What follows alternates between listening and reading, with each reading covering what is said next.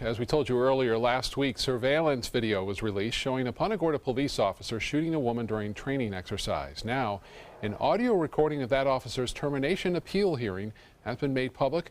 ABC 7's Bobeth Yates joins us now with a closer look. Bobeth. Well, it was just about 3 hours worth of recording, with witnesses giving shocking details of what led up to the shooting, as well as Officer Cole's battle to get his job back. This police department surveillance video shows the last moments of Mary Knowlton's life. In it, you see Knowlton, who's participating in a role-play scenario with Officer Lee Cole. Because of the graphic nature, ABC 7 won't show you the moments when Knowlton was shot and fell to the ground. But an investigator's recording from Officer Cole's hearing last week tells another side of the story. Lee goes into his growling, acting like he's on the phone. He gets to the front of the car, picks up the pistol, fires one shot. That shot ricocheted off the seam of the hood and the passenger side fender. As he's walking around the car, he's firing additional shots. Two next rounds ricochet off the hood, strike Mrs. Knowlton, one in the abdomen and one in the left elbow. Lieutenant Terry Cochran is the Punta Gorda police officer who worked alongside the Florida Department of Law Enforcement to investigate the shooting.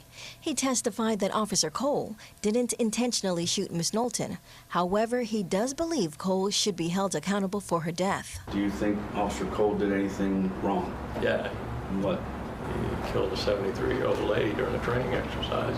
But then there's another school of thought and other details that make the situation even more complicated. The ammunition Officer Cole was using was provided to him by his supervisor. In addition to being given the bullets, the FDLE report points out that it is virtually impossible to distinguish the blanks from the live rounds once they have been taken out of the box. The conclusion was that Officer Cole's and others' inability to differentiate blank rounds from live ammunition resulted in her death.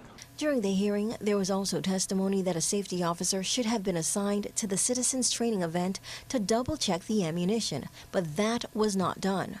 Because of the discrepancies, Cole's attorney says his client should not have been terminated, especially since none of the other officers involved have received any disciplinary actions. Still, the man responsible for firing Cole stands by his decision. He can't do the job because what he did was so onerous that people don't trust him, whether it's the public or his own coworkers.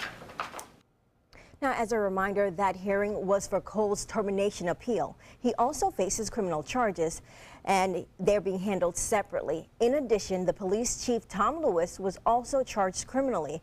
He has not been terminated, but is currently on administrative leave. Back to you.